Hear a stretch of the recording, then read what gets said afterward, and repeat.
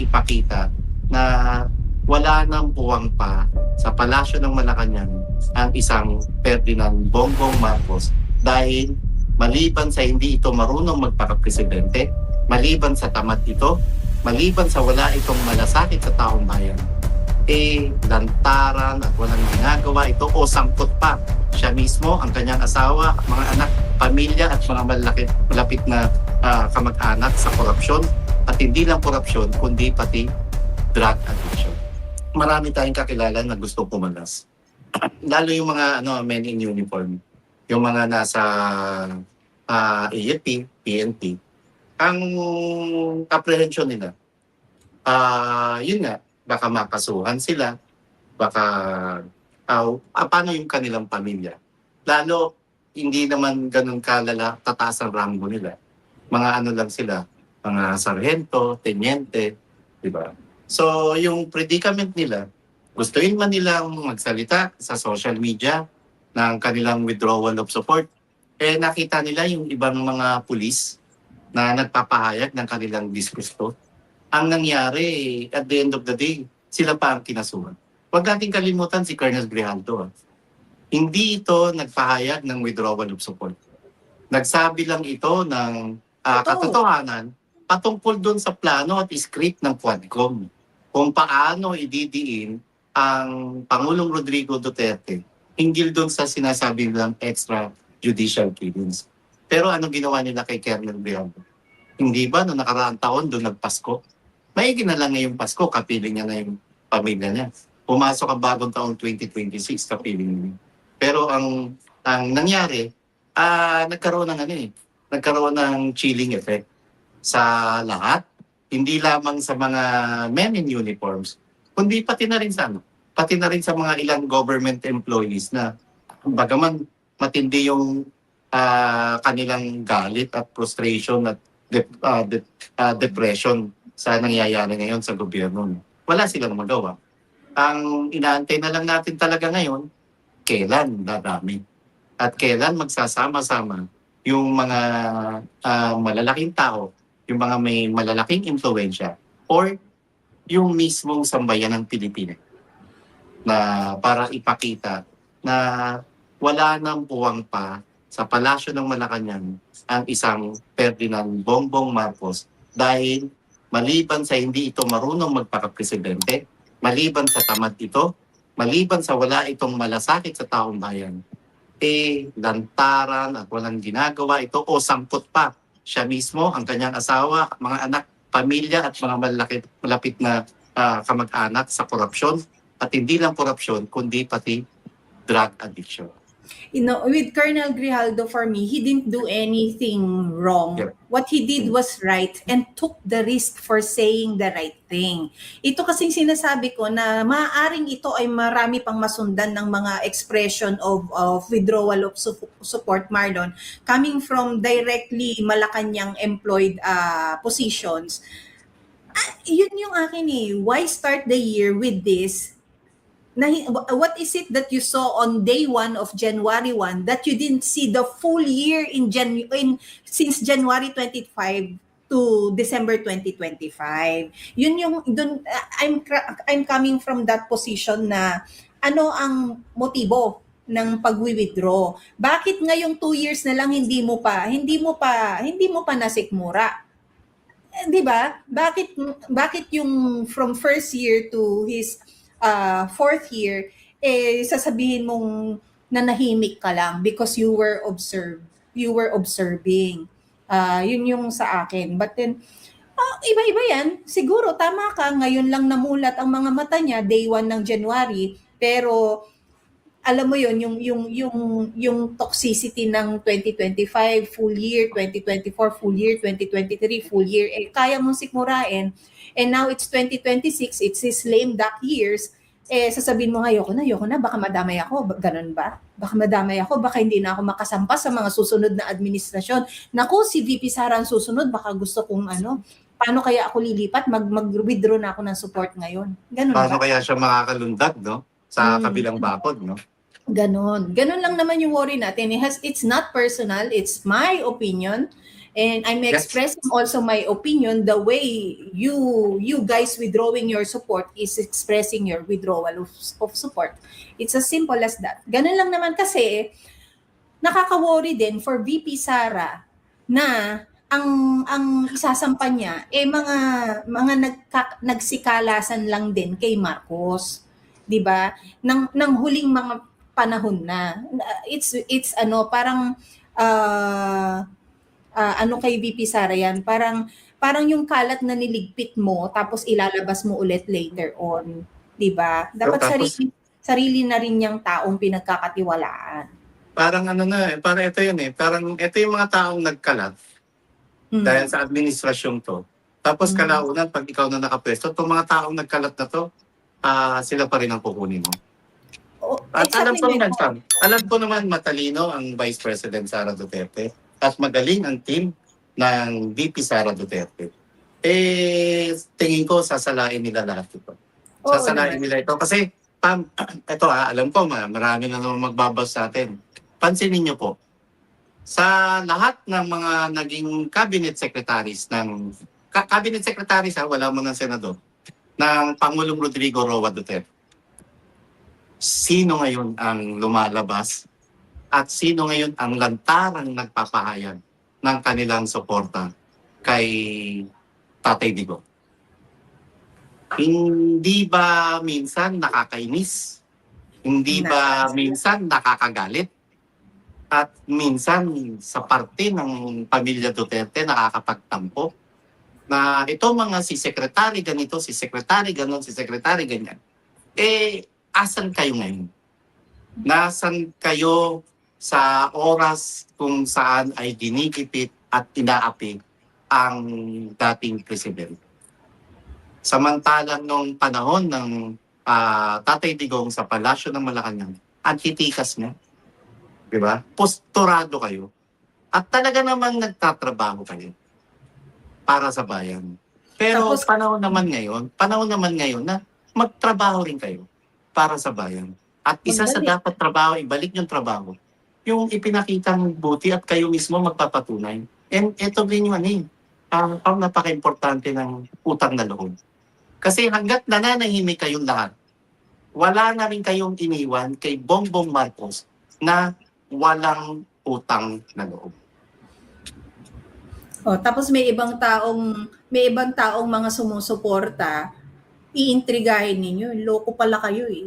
Iintrigahin ninyo. Hindi kayo ang magsilutan, kayo ang magsilabas. Bakit niya kayo nang iintriga ng ibang taong sasabihin niyo, hindi naman DDS yan. Loko pala kayo eh. Di sana lumutang kayong mga sinasabi niyong kayo ang tunay na DDS. Hindi naman yan. Parang iintrigahin niyo yung taong nakikita niyo sa tabi niya nung mga panahon na dyan siya malaya. Pero kayo, nagsisitawiran sa kabila. You're being too careful to express your political opinions just because meron kasing makinarya yung nasa kabila kaya dapat doon tayo. Look at what happened to Senator Tolentino. Ito matapang pinulot sa kangkungan, di ba? Pinulot sa kangkungan.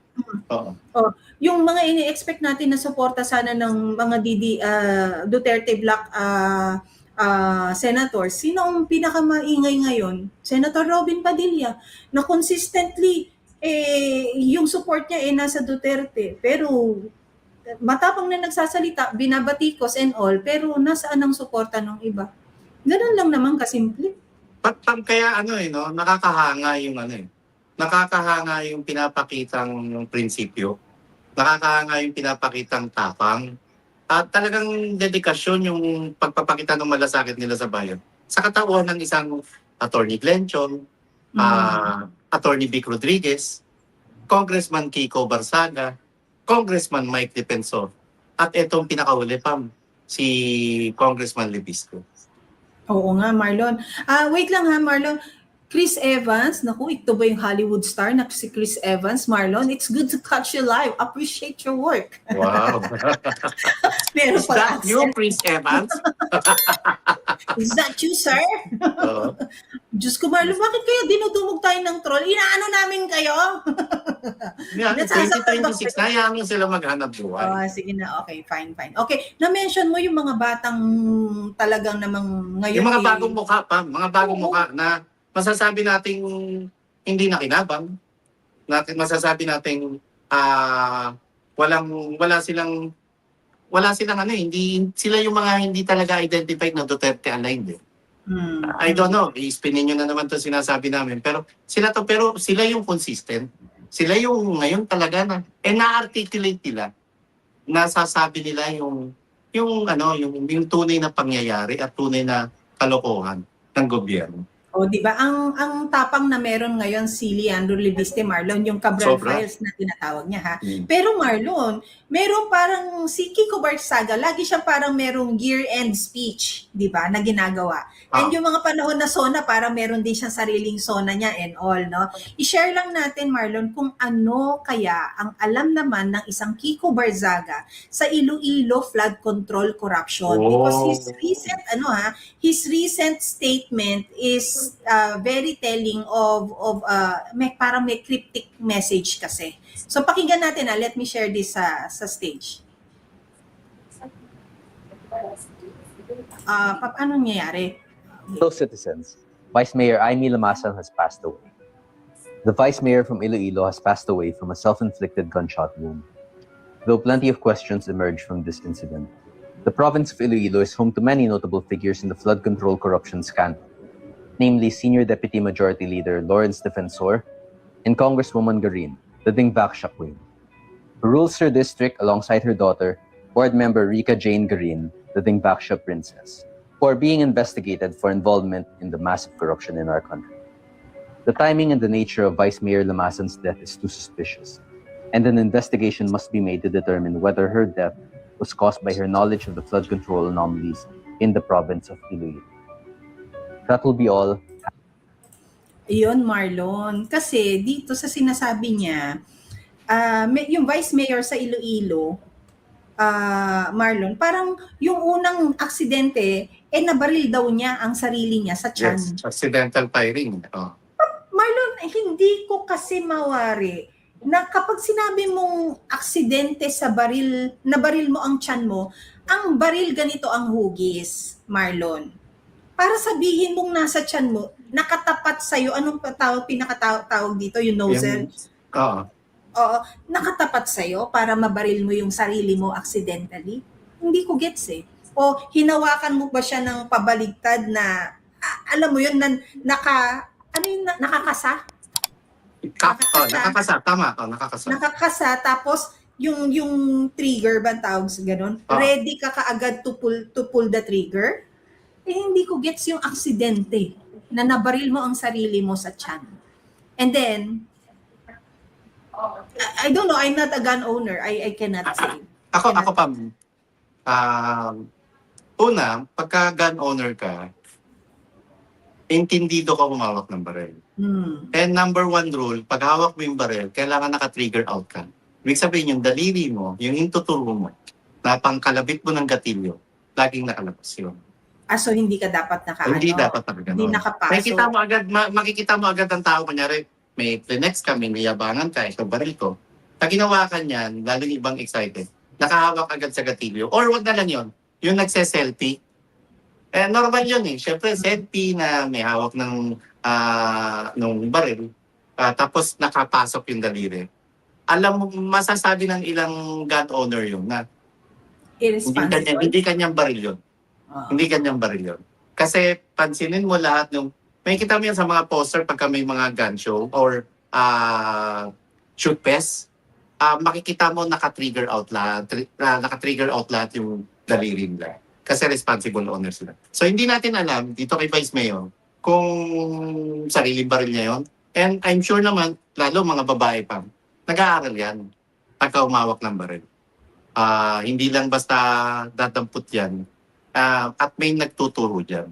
So kasama sa basic training o basic knowledge na malalaman mo kapag hawak ng baril, yung trigger out. Tama sabi mo, napaka-imposible na accidental firing sa tiyan tatama. Tapos, ba't nakaturo? Kasi kung maglilinis ka ng baril mo, babae naglilinis, babae naglilinis ng baril. Pero bakit nga naman nakaganon? Usually nakatingala lang yan. Kasi kahit sa firing range, ituturo sa'yo na hindi mo dapat yan kung saan nakaturo yung baril na yan. And ayun, alam mo, ang galing ni Congressman Kiko Barsaga kasi nung nabalitaan ko yung sitwasyon niya, kahit ako at kahit sinong mga gun owner na mag-iisip, sigurado ba kayo na accidental firing? Hindi nga ako gun owner, Marlon. Mukhang amoy foul play. Ikaw hindi ka gun owner di ba? Pero may naamoy ka, parang alansa nung pang-amoy mo. Ibig sabihin, kakaiba to. Mukhang panibagong Cabral story to, Pam. Kasi Marlon, ang aksidente ng baril, hindi sarili mo matatamaan mo eh. Ibang tao, kasi nga yung muso, dapat palayo sa'yo. Tama. Kung maaaring may maaksidente kang natamaan, maaaring aso mo, maaaring puno, maaaring gate mo, maaaring tao dahil ligaw yung bala, ibang tao. Pero yung sarili mo ay super doubt. Yung mahiwa ko yung sarili ko dahil halimbawa hindi ko alam buksan ng isang Swiss knife, which happened to me because narigaluhan tayo ng Swiss knife, Marlon, hindi ko alam magbukas. Bobo talaga. Medyo nahiwa ako. Okay yung aksidenteng yon. Sa kutsilyo na maaksidente mo yung sarili mo ng hiwa, aksidente yon. Pero yung saksak, hindi aksidente ang isang saksak sa sarili. Pero yung hiwa may. Tapos yung baril and all. Tapos how Kiko Barsaga connected the dots na si Vice Mayora maraming alam sa Iloilo flood control corruptions.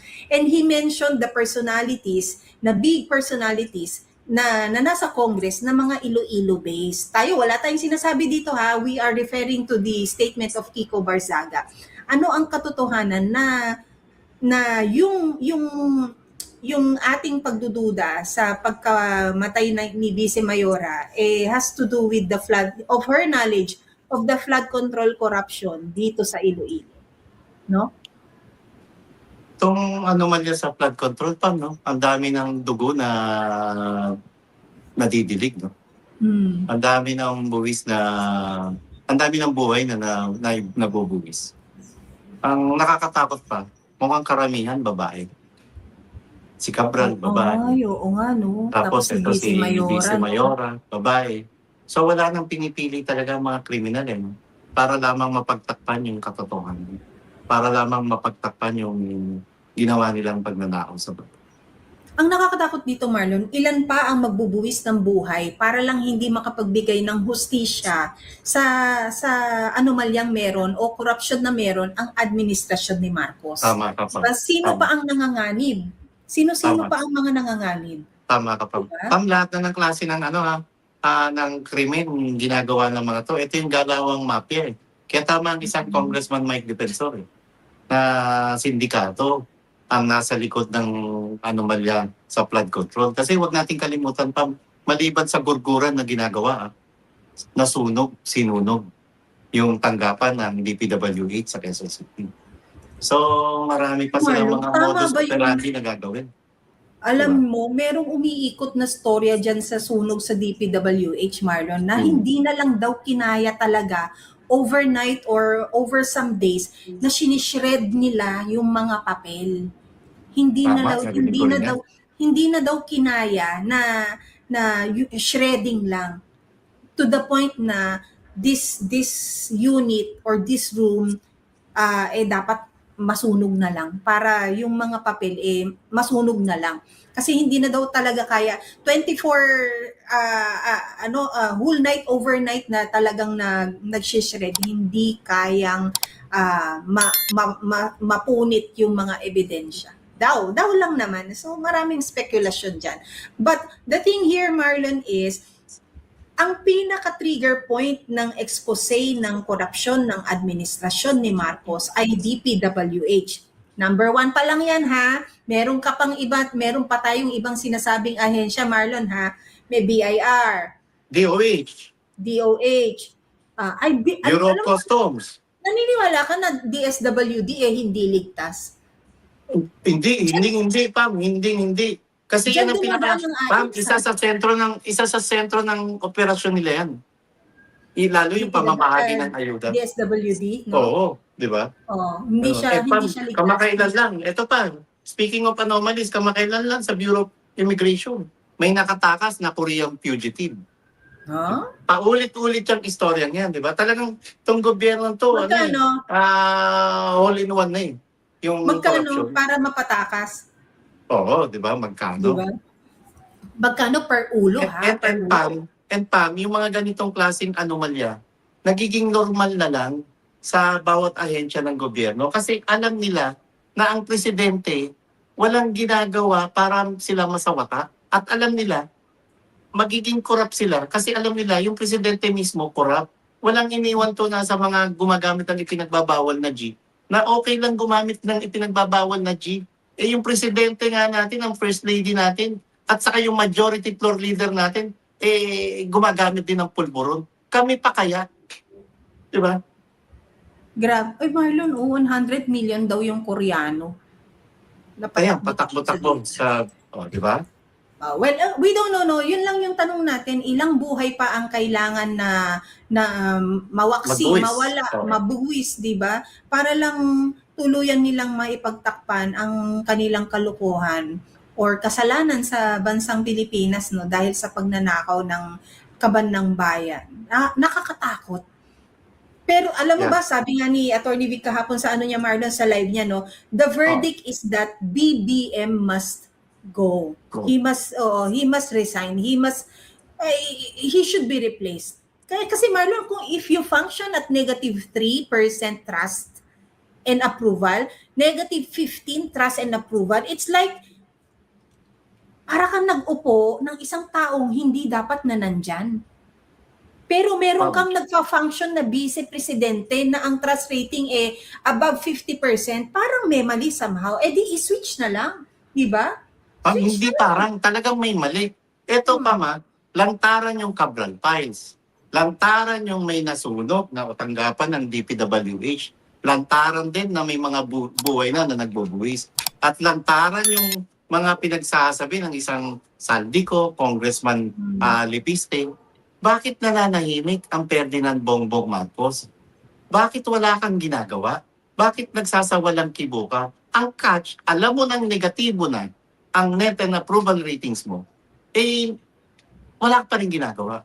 So, busy daw. Marami na talaga ang naniniwala na hindi ka lang tamad, hindi mo lang alam magpaka-presidente, kundi bangag ka at hindi mo nararamdaman ang sigaw ng mga kababayan mo.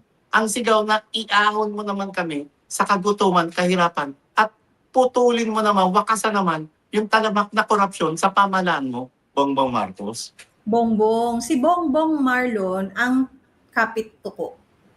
Ito walang kasing kapal ang mukha sa pagkakapit tuko sa posisyon na meron siya na kahit Marlon apektado ang sambayan ng Pilipino, wala siyang pakialam basta makapagnakaw siya. At nandyan siya sa pwesto niya na presidente siya pero ang tawag sa kanya ng kapatid niyang si Senator Amy Marcos adik. No? Matigas pa sa asero ang panga ng isang Bongbong Marcos. Si Bongbong Marcos na nagsabing mahiya naman kayo. Hindi. Mahiya ka naman, Bongbong Marcos. Mahiya ka naman at hindi ka nakarapat dapat dyan sa pwesto mo. Kaya utang na loob, kung mahal mo pa ang mga kababayan mo, mag-resign ka na. Parang hindi natin makukuha yung Hindi ito makukuha sa santong pakiusap. Tama ba ang tawag sa term na yun? Hindi ito mapapakiusapan na tao dahil nga kapit tuko. Pero Marlon, sige, tantanan na natin si Marcos na wala namang ikauunlad sa ikabubuti ang mga kritisismo dahil nga hindi tama ang pag-iisip, walang makakapagpatino dyan sa tao yan. Marlon, lumabas ang isang balita bago tayo magtapos baka may impormasyon ka. Totoo bang na ospital di umano ang isang Ombudsman Boying Remulla? Merong may Umigo pa raw ng sinigang Oh. Tapos naglaro pa raw ng golf. Nagulat nga ako, may nagsabi, sino kalaro ng golf? Si General Apo? Oo. Huwag natin kalimutan Alam nyo ba sa mga hindi golfer dito, may tinatawag sa isang flight sa golf, Ang isang flight sa golf, 4 yan. Oo. Kumbaga sa tongits, dapat 3 lang kayong tao, di ba? So, 4 yan. Eh kung kalaro si golf ang isang Boying Remulla, aba, sino pa kaya yung dalawa magiging player? Baka si maglalaro Cabral at ng saka golf. si Vice Mayor. Baka si Cabral at si Vice Mayor. Tapos si Ako.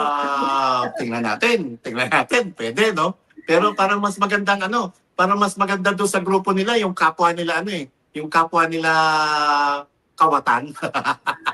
Pero ayan, pero pinasinungalingan nito ng kanyang kapatid na si DILG Secretary John Vic Remulla na nung hapon na yon ay di umano he's having lunch, right?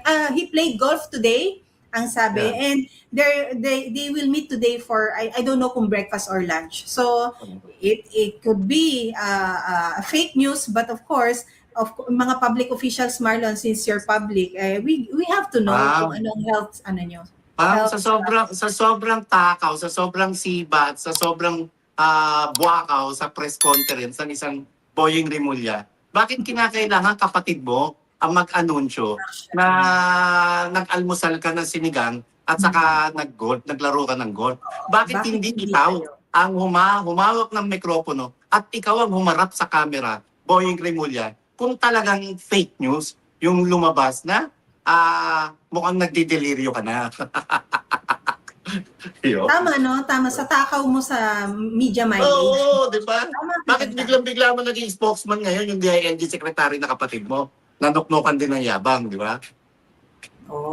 We will see, no? Kasi hindi naman to pwedeng maitago. Kung if it concerns your health, kagaya ng kay JPE, Marlon, hindi naman naitago eh. Kinailangan niya one time lumabas sa kanyang anong tawag doon, yung sa case nila ni Napoles, di ba nasa hospital bed siya, kinailangan makita ng sambayan ng Pilipino, nasa ganitong sitwasyon na pala ang kalusugan ni JPE. So we'll have to see, no? We can only but speculate and of course ask for an information about it.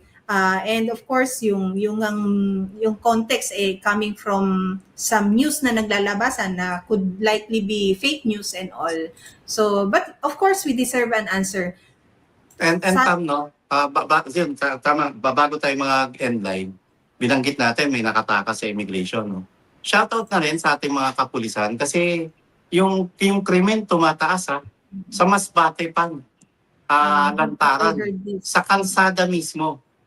Ginugurgur yung isang ginang na may anak na 11 years old, tapos bigla na lang papaluin sa ulo hanggang sa malagutan ng hininga.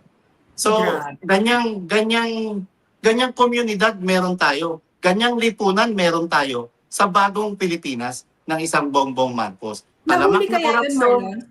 Hindi pa natin alam, kinukuha pa natin pa yung detalye. Pero sa sa lokal na opisyales sa Masbate, sa mga lokal na kapulisan sa Masbate, bigyan nyo ng katarungan yung ginang na ginurgur ng isang lalaki na hindi natin alam kung bangag sa ipinagbabawal na G. So sumasalamin ang mga pangyayaring ito. Sumasalamin sa kung anong klase ba talaga na gobyerno meron ng isang Bongbong Marcos na talagang pinakyaw na lahat Pinakyaw na Meron ng korupsyon, meron ng drug addiction, meron ng yung pagbaliwala sa lahat ng mga katarantaduhan ng mga opisyalis ng pamahalaan, pati pa ba naman krimen, pinababayaan. Sabi sa iyo, Marlon, ano yan, encompassing yung whole suite of solution. Kapag ang isa matino, lahat magre-reflect ang katinoan. Kapag isa ang bulok, yung kamatis, yung isang basket ng kamatis, Marlon, ang pinakatuktok ng tumpok, lagay mo bulok na kamatis, what do you expect of the base? Magiging bulok din. Makawa ng kabulukan, di ba?